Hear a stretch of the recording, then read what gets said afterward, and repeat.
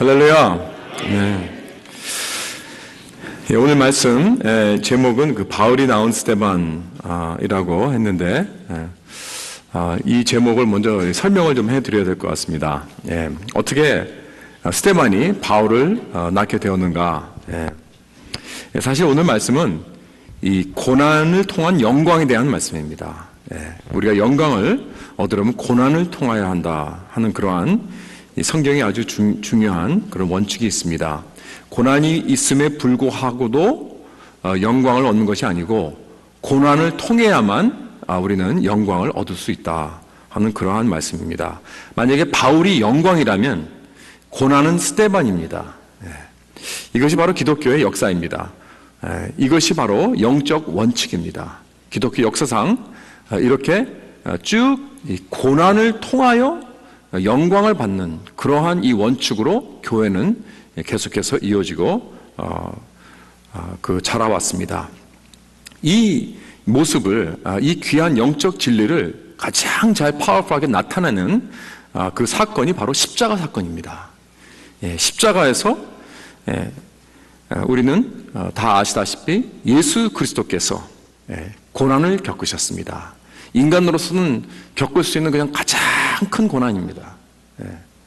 그러나 그것이 왜 영광인가? 왜 영광이냐면 거기에 놀라운 은혜가 이어졌기 때문에 그렇습니다. 예수님은 죄를 알지도 못하시는 분이 우리의 죄를 대신해서 십자가에서 모든 고난을 다 받으셨고 또 거기서 모든 우리의 죄를 해결해 주셨기 때문에 그렇기 때문에 거기서 속죄가 이루어지신 것입니다. 그래서 우리는 이 죄 사함을 받고 주님의 은혜를 받게 된 것입니다. 예수께서 이것을 요한복음에서 이제 어떻게 설명해 주셨냐면 해산하는 고통으로, 여인이 해산을 하는 고통으로 설명해 주셨습니다.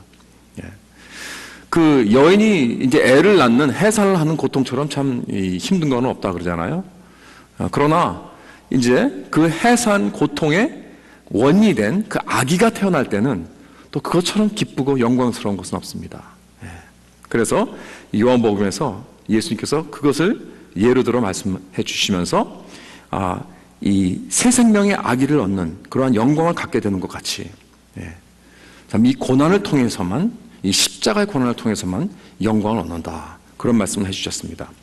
아마 이 진리는 우리 나이 드신 여러분들은 아마 웬만한 분들은 다 체험을 다 하셨으라 생각이 됩니다. 아주 익숙한 진리가 아닐까 생각이 됩니다. 참 이게 어르신들은 우리 어려운 시대를 겪으셨기 때문에 뭐 전쟁을 겪으시고 또 가난과 여러 가지 굶주림을 겪으셨기 때문에 참 이 고난이 뭔지를 아십니다. 고난을 통해서 얻는 그 영광, 그 기쁨이 뭔지 잘 아실 것입니다. 뭐 집안에 참 이렇게 어려서 이렇게 가족을 잃은 분들이 얼마나 많으십니까? 전쟁을 통해서 또 가족을 잃은 분들이 얼마나 많으십니까? 또 이 가난, 정말 배가 고파서 먹을 것이 없어서 배가 고파서 움츠리는 그러한 경험하신 분들이 얼마나 많습니까?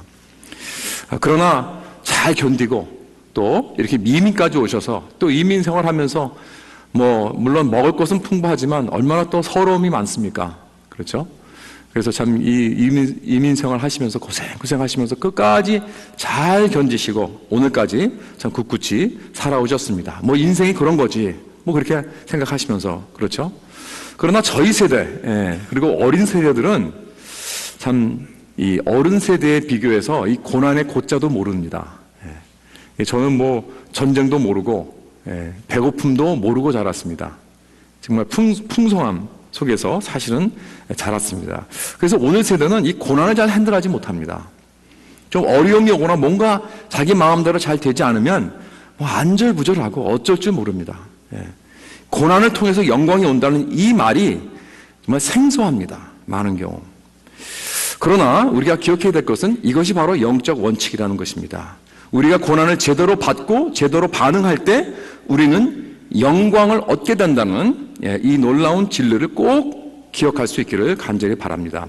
그래야 우리는 이 세상에서, 이런 험악한 세상에서 우리는 행복하고 담대한 그러한 신앙을 살 수 있기 때문입니다. 이 귀한 진리를 받쳐주는 말씀이 바로 오늘 이 스데반의 긴 설교 내용입니다. 너무나 중요하기 때문에 우리가 이것을 그냥 지나치기가 참 너무나 아깝기 때문에 우리는 오늘 이 말씀을 좀 이렇게 토대로 해서 참 우리가 어떻게 하면은 이 고난을 통해서 영광을 얻는 이 진리를 우리의 마음에 담을 수 있을까 한번 생각해 보겠습니다. 시간이 없기 때문에 이 7장의 전체적인 이 내용, 이 설교의 내용을 다 읽을 수는 없지만 한번 집에 가셔서 한번 읽어보시기 바랍니다. 오늘 제가 줄거리만 말씀해 드리겠습니다. 왜 스데반이 이 공회원 앞에서 이러한 긴 설교를 하게 되었는가? 그 원인이 바로 이 6장에 나와 있습니다. 사람들이 이 스데반을 잡아 공회원에다가 넘겨서 고발을 했습니다. 왜 그러냐 하면 스데반이 지금 모세와 하나님의 성전을 모독했다는 거예요.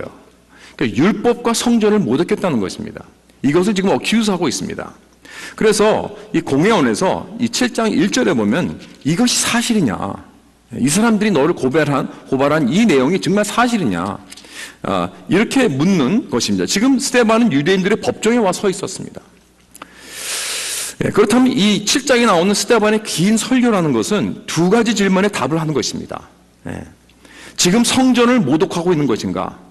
그리고 하나님의 율법을 지금 모독하고 있는 것인가? 이것이 핵심 질문이었습니다. 왜냐하면 이스라엘 백성에게 있어서는 이 두 가지가 가장 중요합니다. 그들의 신앙과 삶에 있어서 가장 중요하고 핵심적인 것은 뭐냐면 하나님의 성전과 하나님의 말씀인 율법입니다. 이 둘 중에 하나라도 모독을 하거나 업신여기거나 어기게 되면 그 사람은 그냥 처형당하는 것입니다. 그래서 그것을 알고 싶었습니다. 이래서 여기에 이제 답을 해 주려고 이제 긴 설교를 시작하는데, 지금 스데반은 이스라엘 역사를 아브라함서부터 쭉 올라가서 이제 이야기를 하면서 그의 포인트는 이거예요. 아브라함도 성전 없이 하나님을 만났다. 요셉도 성전 없이 하나님을 만났다. 모세도 광야에서 떨기나무에서 하나님을 만났는데 그때도 성전이 없었다. 그러는 거예요. 그리고 나중에 다윗이 하나님의 성전을 짓기 원했지만 자기는 짓지 못하고 이제 아들 솔로몬이 성전을 지었는데, 성전이 다 짓고 마치고 나서 하나님께서 뭐라고 그러셨는가? 이사야 66장 1절을 인용해서 이렇게 말씀하셨다는 거예요. 하늘은 나의 보좌요, 땅은 나의 발등상이니 너희가 나를 위하여 무슨 집을 짓겠으며 나의 안식할 처소가 어디냐? 그러니까 결론적으로 하나님은 사람이 지은 집에 거하지 않는다는 것입니다. 하나님을 성전에 이렇게 가둘 수 없다는 것입니다. 이렇게 하나님을 만나기 원하면 꼭 성전만을 통하여서만은 아니다. 이런 내용입니다. 그런데 문제는 뭐냐면 율법에 성전을 지으라고 했습니다. 그리고 성전의 모든 제도를 다 세워놨습니다. 그리고 모든 백성들은 그 제사를 통하여 성전에 있는 제사를 통하여 하나님을 만나야 한다고 그렇게 율법에 기록을 했기 때문에 이게 문제가 되는 것입니다. 그럼 스데반은 이 율법에 대해서 뭐라고 하는가? 그럼 율법은 없어도 된다고 하는 것인가? 그게 아니죠. 스데반은 나도 율법을 믿는다. 율법은 좋은 것이다. 율법은 중요한 것이다. 그러나 이스라엘 백성은 율법을 어겼다는 것입니다. 그리고 율법을 불순종했고 너희들도 율법을 지금 불순종하고 있고 앞으로도 불순종할 것이다. 바로 그것입니다. 그렇다면 결론은 이것입니다. 하나님을 만나려면 이제는 꼭 성전을 통하여만은 아니다. 그리고 율법을 통하여 하나님을 만날 수 있지만 우리는 율법을 지키지 못했다. 우리 조상들도 지키지 못한다. 이것이 인간의 실정이라는 것입니다. 그러나 또 한 가지가 있다면 뭐냐면, 또 한 가지 이 스데반이 지적하는 것은 이스라엘의 패턴입니다. 이스라엘 역사에 패턴이 있다는 거예요. 그 패턴이 무언가? 하나님께서 이스라엘 백성을 구해주시려고 선지자를 그러면 선지자를 보냈는데 백성들이 선지자를 받아들이지 않습니다. 리젝트합니다. 거부합니다. 쫓아냅니다. 죽이려고 합니다. 이것이 이스라엘의 패턴이었다는 거예요. 요셉도 하나님께서 그 야곱의 그 가족을 구원하시려고 보내주셨는데 그 형들이 노예로 팔지 않습니까? 내쫓았습니다. 그리고 또 그 애굽 땅에 있었던 그 노예 백성인 이스라엘 백성들을 구하시려고 모세를 보냈는데 또한 이스라엘 백성은 모세도 내쫓았습니다. 그래서 미디안 광야로 내쫓김을 당했습니다. 그리고 나중에 다윗도 마찬가지입니다. 다윗도 하나님께서 기름 부으신 하나님의 참된 왕인데 사람들이 원치 않고 쫓아내서 광야에서 얼마나 오랫동안 많은 고생을 하고 쫓김을 당했습니다. 항상 도망자로서 오랫동안 살았습니다. 다윗도. 이렇게 이 이스라엘의 역사는 하나님께서 보내주신 이 선지자들을 받아들이고 그의 말을 듣는 것이 아니라 거부하고 거절하고 쫓아냅니다. 그리고 이제 이것이 패턴이라고 그러면서 스데반은 말하고 있는 것이 바로 이것입니다. 51절 오늘 본문 말씀에 51절 보면 목이 곧고 마음과 귀에 할례를 받지 못한 사람들아 너희도 너희 조상과 같이 항상 성령을 거스르는도다. 너희 조상들이 선지자들 중 누구를 박해하지 아니하였느냐. 의인이 오시리라고 예고한 자들을 그들이 죽였고 이제 너희는 그 의인을 잡아준 자요 살인한 자가 되나니 그랬습니다. 그러니까 구약의 모든 선지자들은 의인이 오시리라고 예언한 사람들인데 백성들이 그들을 다 핍박했다, 쫓아냈다. 이게 패런이라는 것이에요. 그런데 너희들, 지금 이스라엘 리더들인 너희 공회원들이 바로 이 의인을 잡아 넘겨줬다는 것입니다. 그래서 그를 죽였다는 거예요. 이렇게 말하는 것입니다. 여기서 지금 의인은 누구를 말하는 것입니까? 예수 그리스도죠. Righteous one. 그러니까 이것이 스데반의 설교의 결정적인 포인트입니다. 의인이 그리스도요, 너희가 예수 그리스도를 잡아 죽였다는 것입니다. 그런데 여기서 스데반은 왜 예수님을 의인이라고 불렀을까요?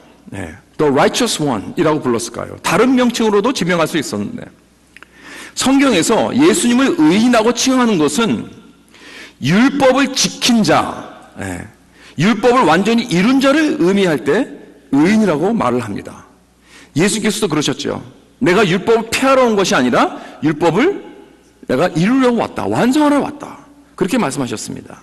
이게 바로 의인입니다. 여러분, 율법을 어떻게 완전히 이룰 수 있을까요? 두 가지 방법이 있습니다. 율법을 지키면 됩니다. 그렇죠? 끝까지 율법을 지키면 그것을 완성하는 것입니다. 그러나 또 한 가지 방법은 뭐냐면 율법을 어길 때 말합니다. 만약에 율법을 어기게 되면은, 율법을 깨트리게 되면은 그것을 어떻게 하면 되죠? 어떻게 그걸 지킬 수 있을까요? 형벌을 받아야 되는 것입니다. 형벌을 받으면 지킨 거나 다름이 없습니다. 예를 들어서 내가 스탑 사인을, 운전을 가다가 스탑 사인을 보고 내가 스탑을 하면 그러면 나는 법을 지켰기 때문에 나는 거기에 이제 완전히 프리입니다. 그렇죠? 그런데 문제가 뭐냐면 스탑 사인을 보고도 스탑을 안 하고 그냥 지나갔어요. 그래서 경찰한테 티켓을 띄었어요. 그러면 그 법을 어긴 거에 대해서 어떻게 해결을 해야 되는가? 벌금을 물어야 되고 트래픽 스쿨 가고, 그리고 뭐 하라고 한 대로 다 하면은 나중에 다 지불하고 나면 벌금을 지불하고 트래픽도 가고 트래픽 스쿨도 가고 그러면은 나중에 이제 기록도 없어집니다. 결국엔. 그러니까 두 가지 방법입니다. 율법이란 지키든지 아니면 어겼을 때 형벌을 받든지. 그렇다면 지금 예수님께서 의인이라는 것은 무엇인가? 예수님은 완전한 삶을 사셨습니다. 그래서 모든 율법을 완전히 지키신 의인이십니다. 하나님을 완전히 사랑하셨고 또 우리들을 내 몸과 같이 완전히 사랑하셨습니다. 역사적으로 어떤 인간도 예수님과 같은 그런 삶을 사는 사람은 없었습니다. 끝까지 순종하신 분입니다. 그래서 그는 완전한 의인이십니다. 그래서 그는 그 의인이 받는 영원한 생명을 축복으로 받으셨습니다. 그런데 십자가로 가셨다는 거예요. 예수님은 의인으로 십자가를 가셨습니다. 그래서 버림을 받았고 배신을 당하셨고 마치 죄인인 모양, 죄인의 모습으로 의인이었지만 죄인의 모습으로 고통을 받으시고 죽으셨어요. 왜 그러셨는가? 우리를 위하여입니다. 우리의 죄를 위하여, 우리를 대신하여, 우리의 불순종으로 인하여 우리가 받아야 할 그 형벌을 예수님께서 대신 받으신 것입니다. 의인이. 그러니까 완전히 의인이 우리를 대신하여 형벌을 받으신 거죠. 그렇다면 우리 인간이 예수를 믿으면 어떻게 되는가? 예수를 믿게 되면 십자가에서 놀라운 엑스체인지가 일어납니다. 맞바꿈이 일어나는 거예요. 우리의 죄가 예수 그리스도에게 뒤집어 씌워지고 예수 그리스도의 의가 우리에게 뒤집어 씌는 겁니다. 이러한 맞바꿈이 일어나는 것입니다. 내가 예수를 믿게 되는. 그렇죠? 이게 놀라운 엑스체인지 아닙니까? 그래서 예수 그리스도가 이제는 새로운 성전이 되셨다는 것입니다. 성전이 필요 없다는 것이 아니고 예수님께서 이제 성전이 되심으로 이제는 성전의 그 목적을 완전히 이루셨다는 것입니다. 그래서 이제는 예수 그리스도가 마지막 성전이요 모든 율법을 다 이루신 분이라는 것입니다. 그렇기 때문에 이제 앞으로 우리가 바라봐야 할 것은 성전이나 율법이 아니고 예수 그리스도를 바라봐야 할 줄 믿습니다. 이것이 바로 스데반의 설교의 결론이에요. 얼마나 이 복음적인 설교입니까? 그런데 이것이 고난을 통해 영광을 얻는다는 진리와 무슨 상관인가? 여기서 잠깐 한 가지 의문점이 있습니다. 그게 뭐냐면 이 사도행전을 누가 썼습니까? 누가가 썼죠. 트릭 퀘스천이 아닙니다. 사도행전은 누가가 썼습니다. 근데 누가가 어떻게 해서 이 스데반의 설교를 들었을까요? 그 자리에 없었습니다. 공회원 안은 누가가 분명히 들어갈 수 없었을 것입니다. 그러면 이 스데반의 설교를 누구를 통해서 들었는가? 누구를 통해서 들었을 것 같습니까? 본문에서 볼 때. 혹시 한번 게스를 한번 해보시죠. 애니바리. 바울 맞습니다. 여기에 바울 청년이 나옵니다. 바울 청년이. 그때 공회원 안에 있었기 때문에. 그러니까 이 바울이라는 자가 그때는 바울이 아니죠. 그때는 누구였죠? 사울이라는 청년이었습니다. 바울은 나중에 이제 사도 바울이 된 거죠. 이 사울이라는 청년이 거기서 뭘 하고 있었냐면은 여기 이제 8장 1절에 보면 이 공회원에서 재판에서 선고를 받으면 집행자로 일했던 것 같아요. 그래서 그들에게 막 돌을 던진 사람들 옷을 갖다가 이렇게 들고 있었습니다.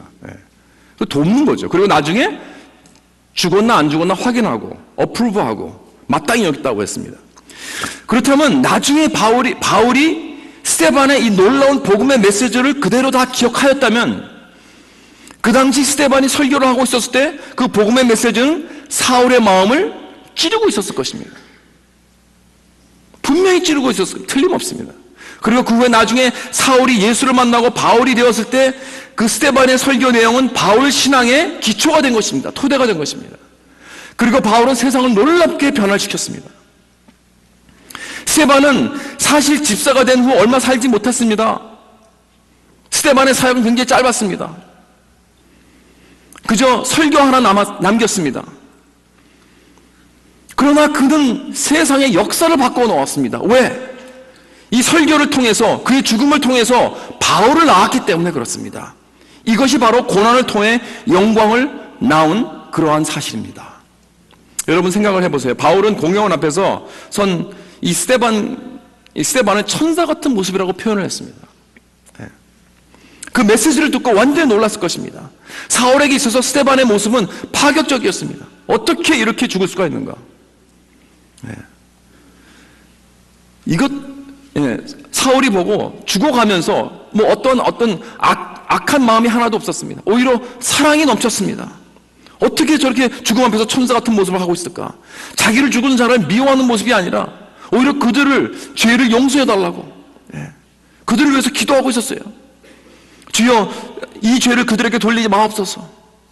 이것도 사울이 옆에서 다 듣고 있었습니다. 이런 사랑을 본 적이 없습니다. 사울은 이렇게 죽는 사람을 본 적이 없습니다. 죽음과 고난 속에서 이렇게 아름답게 죽어간 사람을 보지 못했습니다. 그래서 스데반은 그 복음의 메시지뿐 아니라 그 모습을 보고 사울의 마음을 찌른 것입니다. 물론 그 당시에 개종은 하지 않았지만 분명히 거기에 복음의 씨앗이 자라고 있었고 그의 영혼을 막 흔들고 있었을 것입니다. 그리고 나중에 결국 바울을 낳게 된 것입니다. 사랑하는 성도 여러분, 스데반이 바울을 낳았다는 것은 무엇을 말해주고 있는가?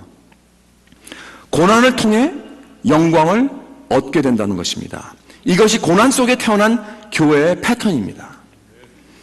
우리가 주를 위해서 당하는 고난은 절대로 낭비가 아닙니다. 하나님은 절대로 웨이스트하지 않으십니다.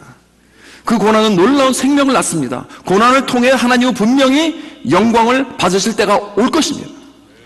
여러분이 지금 그 교회를 위해서 수고하는 모든 것, 영혼과 사역을 위해서 중보하는 기도, 목장을 위해서 헌신하는 일들, 누구에게 복음의 씨를 뿌리는 일들, 교회를 위해서, 복음을 위해서, 누구의 주님의 영광을 위해서, 내가 주님의 그 영광과 의를 위해서 더 좋은 길을 택할 수 있었지만 그걸 포기하고 다른 길을 택하면서 당하는 여러 가지 어려움과 고난. 여러분, 하나님은 다 보고 계십니다. 하나라도 다 웨이스트하지 않으십니다. 그리고 나중에 우리가 상상하지 못하는 놀라운 영광의 열매를 분명히 맺게 해 주실 줄 우리는 믿습니다. 우리가 살아있는 동안 그 영광을 볼 수 있을지 없을지는 모르겠습니다. 오직 하나님은 아십니다. 그러나 분명한 것은 눈물을 흘리며 뿌리는 씨는 반드시 기쁨으로 거두는 때가 올 것입니다. 제가 그 전에 콜로라도에서 사역을 할 때 교인의 집에 초대를 받아서 저녁 식사를 했는데 그 자리에 같이 함께한 미국 그 의사 선교사 부부가 있었습니다. 그분들은 의사로서 이 북아프리카와 이 중동 지역의 아주 어려운 지역에서 참 열심히 아주 어렵게 그 아이들도 그때 한 5명인가 굉장히 많았어요. 기억나는 그 어린아이들도 참 잘 데리고 아주 각박한 그런 상황 속에서 이 선교 사역을 하셨던 그런 분입니다. 근데 그분이 이야기를 해주는데 어느 중동 지역 어느 마을에 가니까 놀랍게도 그 마을에는 거의 다 크리스천이라는 거예요. 다 믿는 사람들이에요. 야, 그래서 어떻게 이렇게 이 중동 지역에 이렇게 다 믿는 이 마을이 이렇게 많지가 않은데 어떻게 되었는가? 그래서 거기서 섬기시는 그 크리스천 워커한테 이렇게 물었다고 합니다. 어떻게 된 겁니까? 이 선교사님이 젊은 영국 선교사님인데 그분이 이야기를 해 주는데 그 지역에 자기가 처음에 왔을 때 그 마을에 추장되는 분을 만났는데 이제 내가 크리스천이라 그러니까 그 마을의 추장이 너무나 기뻐하면서 오랫동안 기다렸다는 거예요. 그래서 어떻게 된 것이냐고 하니까 지금은 나이가 많이 들었지만 그 추장이 어렸을 때 어린 아이였을 때 동네에 있는 어떤 서양 그 늙으신 부부가 매같이 이렇게 그 성경 이야기를 들려주었다는 거예요. 그래서 그 성경 이야기를 통해서 성경을 알게 되었고 또 예수님을 알게 되었다는 거예요. 그냥 들은 거죠. 들으면서 참 너무나 좋다. 그렇게 그러면서 거기에서 이제 복음의 씨앗이 이제 이렇게 자라난. 근데 그분들이 떠났어요. 떠나고 나서 그 후에는 한 번도 성경을 볼 수도 없고 누가 와서 말해주는 사람도 없고 그러고 있다가 그냥 마음속으로 기다리고 있었던 거죠. 그런데 이 선교사님이 나타나니까 얼마나 기뻤겠어요. 이제 앞으로 이분이 나에게 계속해서 성경 말씀을 해줄 사람이구나. 그러니까 이분에게 복음을 전하니까 그냥 다 받아들인 거예요. 세례도 받고. 그래서 이 추장이 또 받으니까 그 마을 사람들이 다 예수를 믿고 다 크리스천이 되어버렸다는 것입니다. 이 놀라운 사실이죠. 그래서 이 젊은 선교사가 그 영광이 옛날에 그 어린아이들에게 성경 이야기를 들려준 그 선교사님 때문이라는 걸 생각이 돼서 이 선교사님들을 극적으로 찾았다고 합니다. 근데 나중에 알고 보니까 그 영국의 어느 선교단체에서 보낸 분인데 어떻게 해서 연결돼서 찾아갔더니 이제 벌써 그 남자분은 돌아가시고 늙으신 그 여 선교사님만 만났습니다. 근데 이 말을 전해드리고 싶어서 다 전해드렸더니 그분이 눈물을 펑펑 흘리면서 정말 기뻐하면서 내가 30년 동안 우리가 거기서 선교 사역을 했는데 워낙 심한 무슬림 지역이 돼가지고 단 한 영혼도 구원을 하지 못했다는 거예요. 그래서 완전히 패배자로 집에 돌아왔다는 거예요. 다시 은퇴를 했는데 이렇게 내가 죽기 전에 놀라운 하나님께서 그 옛날 그 어린아이가 그 복음의 씨앗이 심겨져서 이렇게 놀라운 부흥이 일어났다는 걸 듣고서 얼마나 감사했던 그러면서 그렇게 기뻐했다고 합니다. 여러분, 이 늙으신 선교사님은 30년 동안 한 지역에서 선교를 했지만 한 영혼도 구원을 하지 못했습니다. 그러나 한 어린아이의 마음에 복음의 씨앗이 자란 것입니다. 하나님은 어떻게 역사하시는지 우리는 모릅니다. 우리의 고난과 우리의 수고와 우리의 그 피땀을 우리가 그 열매를 볼 수는 없어도 당장은 못 볼지 몰라도 그리고 우리가 죽을 때까지 못 볼 수 있습니다. 그러나 하나님은 절대로 그 고난을 웨이스트하지 않으십니다. 역사하십니다. 저는 확신합니다. 오랫동안 이 어려운 이슬람 지역에서 끝까지 순종하며 선교를 하신 이 선교사님 부부가 천국에서 곧 자기가 영접할 그러한 이 영혼들이 올라올 것입니다. 예, 그때 예수님께서 서로 만나게 해주면서 네가 열심히 충성하며 선교했던 그 지역에 비록 네 삶에는 네가 사는 동안은 열매를 맺지 못했지만 그 나중에 이렇게 많은 놀라운 영혼들이 이렇게 천국에 올라왔다 하면서 서로 만나주게 했을 때 그 기쁨은 이루 상상할 수 없을 것입니다. 여러분, 우리가 많은 경우 로마서 8장 28절을 좀 잘못 이해하고 있어요. 그 말씀 잘 아시죠? 우리와 알거니와 하나님을 사랑하는 자 곧 그 뜻대로 부르심을 입은 자들에게는 모든 것이 합력하여 선을 이룬다. 이 말씀 잘 압니다. 근데 우리가 확신하는 것은 하나님께서 그것들을 통하여 언젠가는 선을 이루신다고 그랬습니다. 그것은 다시 말해서 언젠가는 그 영광을 하나님께서 받을 날이 온다는 것이죠. 그러나 여러분, 미안하지만 여기 구절에서 하나님이 내 생애 안에 이러한 선을 이루신다는 보장이 없습니다. 그렇게 말하신 적이 없어요. 내가 죽기 전에 그 영광을 보게 될 것이라는 보장을 하신 적이 없습니다. 하나님의 때는 내년이 될 수도 있고 10년 후가 될 수도 있고 30년 후가 될 수도 있고 내가 천국에 간 다음에 또 될 수가 있는 것입니다.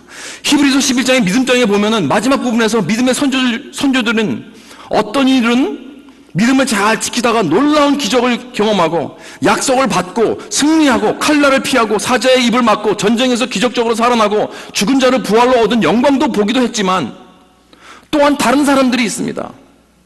끝까지 믿음을 지키다가 심한 고문을 받고 순교하고 채찍 맞고 옥에 갇혀서 풀려나지도 못하고 두동강이가 나고 칼로 죽임을 당하고 죽을 때까지 고생만 하다가 약속된 것을 받지 못하고 죽은 사람들도 있다는 거예요. 그러나 결론이 무엇입니까? 하나님이 우리를 위하여 더 좋은 것을 예비하셨다고 했습니다.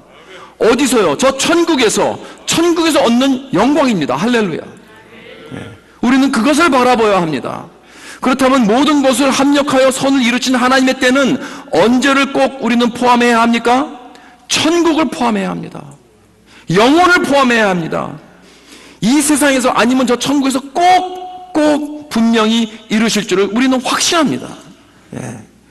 우리 믿는 사람들은요, 장차 미래와 영혼을 꼭 포함하는 그런 영원한 관점을 가지고 있어야 됩니다. 스데반은 그 사자굴 같은 그 공회에 들어가서 그들에게 복음을 설교하면서 누군가 내 복음을, 이 말씀을 듣고 회개할 자가 있을 것이라고 아마 기대하지 못했을 것입니다. 사실은 그 직전에는 아무도 없었습니다. 결국은 돌로 맞아 죽었습니다. 그러나 사울의 마음에는 그 복음의 씨앗이 심겨진 것입니다. 그래서 스데반이 순교하고 나서 사울이 바울이 되는 영광을 얻게 되었습니다.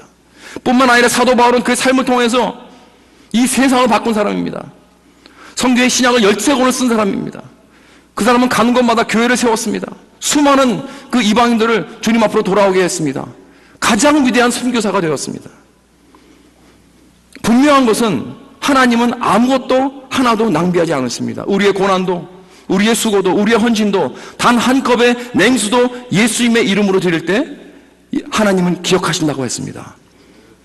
갈라디아서 6장 말씀을 기억하시기 바랍니다. 우리가 선을 행하되 낙심하지 말지니 포기하지 아니하면 때가 이름에 거두리라. 때가 이름에 거두리라. 누구의 때입니까? 하나님의 때입니다. 사랑하는 성도 여러분, 낙심하지 말고 계속 사랑과 선을 행하십시오. 우리는 뿌리는 자입니다. 거두는 자는 오직 하나님이십니다. 마지막으로 우리가 고난을 통해서 영광 볼 수 있는 이유는 여기 스데반이 본 비전 때문입니다. 스데반이 뭔가를 봤어요.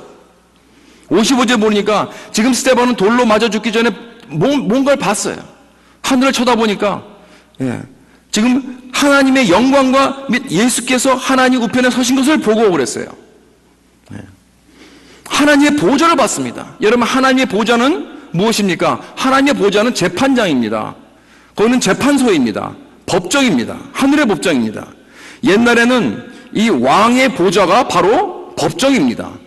거기서 이 왕권을 휘두르는 것뿐만 아니라 이 판결을 하는 곳입니다. 그래서 백성들이 왕에게 호소를 하려고 자기의 케이스로 들고 오면 들어주고 왕이 결정을 해줍니다.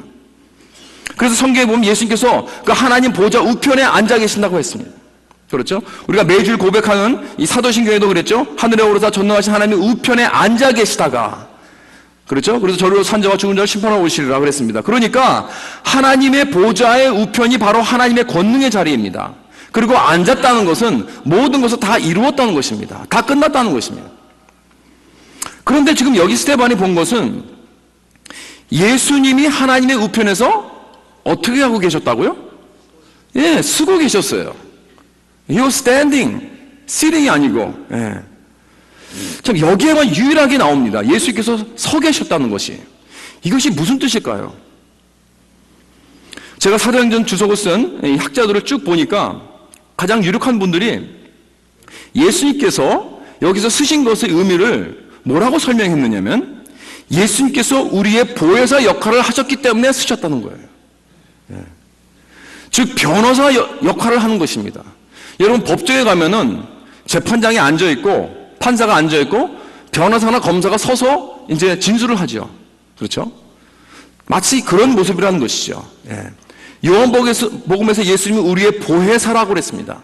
즉 법정에 서서 우리를 도와주고 우리를 대신해서 대언해주고 호소하는 자 또는 중보자, 변호사란 말입니다. 그래서 요한일서 2장 1절에 보면 이런 말씀이 있습니다. 만일 누가 죄를 범하여도 아버지 앞에서 우리에게 대언자가 있으니 곧 의로우신 예수 그리스도시라. 예. 또 디모데전서 2장 5절에 보면 하나님은 한 분이시요 또 하나님과 사람 사이에 중보자도 한 분이시니 곧 사람이신 예수 그리스도라. 스데반이 그 공예의 법정 안에 있으면서 그렇게 담대하게 복음을 선포하며 고난을 받을 수 있었던 것은 하늘의 법정을 받기 때문에 그렇습니다. 여러분, 하늘의 법정이 없다면 우리는 소망이 없습니다. 이 세상의 법정은 불완전합니다. 부정과 부패를 막을 수 없습니다. 여러분, 억울하게 당하셨습니까? 여러분, 공정하지 못한 일을 겪으셨습니까? 오해를 받으셨습니까? 나의 믿음 때문에 핍박을 받고 욕을 먹고 손가락질을 받으셨습니까? 여러분, 낙심하지 마십시오. 우리 스데반이 본 하늘의 법정이 있는 줄 믿으시기 바랍니다. 그 법정에 있는 의로우신 하나님 아버지가 다 보고 계십니다. 그리고 이제 예수 그리스도는 서서 우리를 중보하시고 대언하고 계신다는 거예요. 여러분, 자신의 죄 때문에 고민하고 계십니까? 나의 죄 때문에 죄책감과 이 부끄러움 때문에 내가 어떻게 하나님 앞에 나아갈 수 있을까? 나의 이 나쁜 버릇, 나의 욕심, 이 교만, 응탕함, 이 거짓, 위선, 속임, 방탕함 이런 모습을 다 보시는 하나님인데 내가 어떻게 아버지에게 이렇게 나갈 수 있을까? 여러분 고민하십니까? 예수 그리스도께서 아버지에게 호소하십니다. 아버지, 그렇습니다. 죄는 당장 이 죄 때문에 마땅히 죄값을 치러야 마땅한 그러한 존재입니다. 형벌을 받아야 합니다. 그러나 제가 이미 그 형벌을 다 받지 않았습니까? 제가 십자가에서 그 죄값을 다 치르지 않았습니까? 그러면서 피를 보여주십니다. 이 내 피를 보세요. 이미 그 죄값을 다 이 피로 치렀습니다. 그러니까 두 번 다시 저들이 자기 죄로 인하여 형벌을 받을 수 없습니다. 같은 죄로 두 번 형벌을 받지 못합니다. 그렇기 때문에 나를 구주로 믿는 저들은 절대로 정죄받지 못합니다. 이제 그리스도 예수 안에 있는 자에게는 결코 정죄함이 없나니 할렐루야. 여러분, 스데반은 이 땅의 법정에서 죽음의 형벌을 받고 있었지만 동시에 저 하늘의 법정에서는 칭송받고 있었습니다. 예수님께서 대언하고 계십니다. 무엇이 더 중요합니까, 여러분? 저 천국의 법정이 진짜입니다. 하늘의 법정이 영원한 것입니다. 하늘의 법정이 마지막 결정을 짓는 것입니다. 이 세상의 법정이 뭐라 해도 상관없어요. 요즘 미국 땅에서도 서프림 코트에서 대법원에서 이루어지는 일들이 많이 있습니다. 그렇다고 해서 우리는 거기서 이런 판결이 됐대, 저런 결정이 됐대 고민하시죠? 걱정할 필요 없습니다. 하늘의 법정이 있습니다. 여러분, 하늘의 법정이 마지막 결정입니다. 그래서 스데반은 정말 천사 같은 얼굴을 보여줄 수 있었던 것입니다. 우리도 하늘의 법정이 있고 거기에 하나님의 보좌가 앉으시고 예수님께서 중보하고 계시는 걸 볼 수 있다면 우리도 천사의 얼굴을 소유할 수 있습니다. 사랑하는 성도 여러분, 우리가 고난이 유익하다는 것을 잘 알지만 어떨 땐 고난이 길 때에는 그의 목적을 그리고 그 의미를 상실하고 낙심할 수가 있습니다. 그러나 기뻐하십시오. 담대하십시오.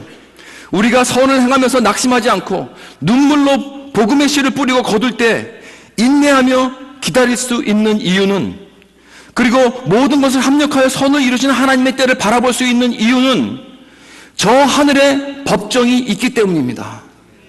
지금도 우리 주 예수 그리스도께서 하나님의 보좌 우편에 서서 우리를 위해 중보하고 대언하고 계시지 않습니까? 말씀 마치겠습니다. 어거스틴이 이런 말을 했습니다. 하나님을 사랑하라. 그리고 하고 싶은 대로 하라. 어뜻 들으면 좀 심한 말 같습니다. 이런 말을 해도 되는가? 이렇게 생각할 수 있는 그런 말인데, 여러분 그 말의 요지는 뭐냐면 사랑의 순서를 제대로 세우라는 것입니다. 여러분 우리는 다 사랑을 하고 있습니다. 이 세상은 사랑하면서 사랑하자 이런 말을 하고 있는데, 중요한 것은 무엇이냐면 그 사랑의 순서가 제대로 되어 있는가, 이게 중요하다는 거예요. 여러분, 하나님을 가장 우선순위로 가장 제일 많이 사랑하고 있는가, 이게 중요한 것입니다. 그렇다면 그 다음에는 무엇을 해도 상관이 없다. 그 순위가 잘못되어 있을 때 인생에 문제가 오게 되어오는 것입니다. 유기성 목사님이 그 어거스틴의 말을 대해서 이렇게 쓰셨습니다. 어거스틴의 말의 의미는 진정 하나님을 사랑하는 사람이라면 세계 도처에 어디에 내어놓아도 걱정이 없습니다. 진정 하나님을 사랑하는 사람이라면 교회 내에서 어떤 일을 해도 염려하지 않습니다. 진정 하나님을 사랑하는 사람이라면 누구를 만난다 할지라도 걱정하지 않습니다. 진정 하나님을 사랑하는 사람이라면 하고 싶은 대로 하도록 내버려 두어도 안심입니다. 주님께서 그를 통하여 역사하실 것이기 때문입니다. 이렇게 쓰셨습니다. 그러니까 여기에 제가 감히 한마디를 더 한다면, 진정 하나님을 사랑하는 사람이라면 고난이 와도 걱정이 없습니다. 그 고난이 변하여 영광이 될 것이기 때문입니다. 기도하시겠습니다.